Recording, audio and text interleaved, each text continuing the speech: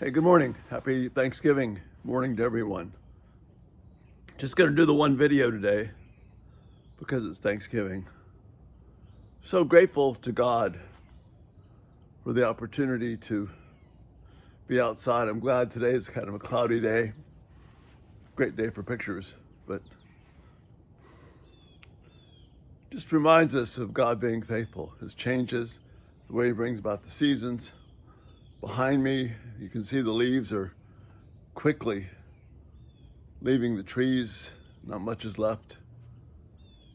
But the faithfulness of God remains. We have His promise, and that promise is made real to us in the person of Christ. In the middle of our everyday lives, the promise of Christ seems distant.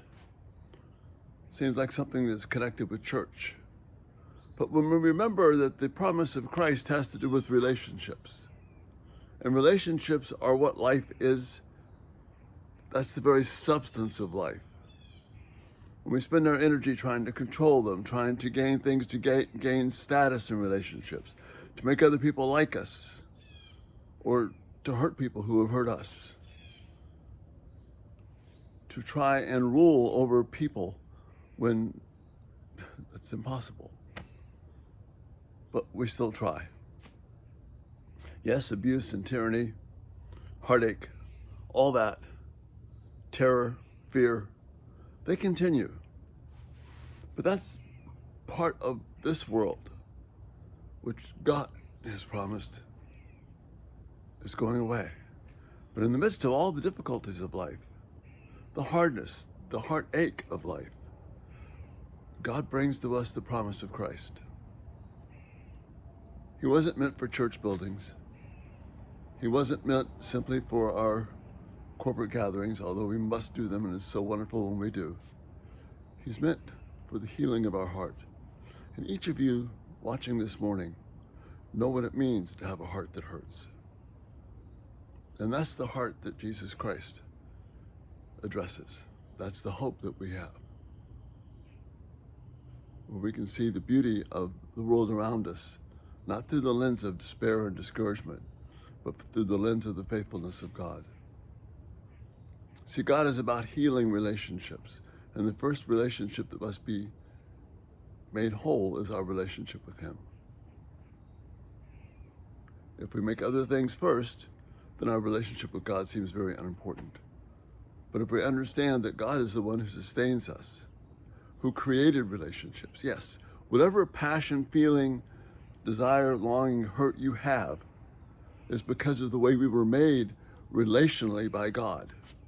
And if we don't relate to each other as we are to relate to Him, all of our relationships will always bring us up empty, leave us empty, and just bring hurt and pain, or disappointment, or wanting something else. But if we understand that God is the creator, not just of this magnificent creation, but He's the creator of this unbelievable thing we call relationships, then we have hope. And that's what God's called us to. That's what Christ is all about. And ultimately, that's what Thanksgiving is all about. Because all this stuff can vanish and go away. But the relationship that we have with God will sustain us now and into the life to come. And it's real now, and it will be more real then. That's our hope. That hope can never be taken away.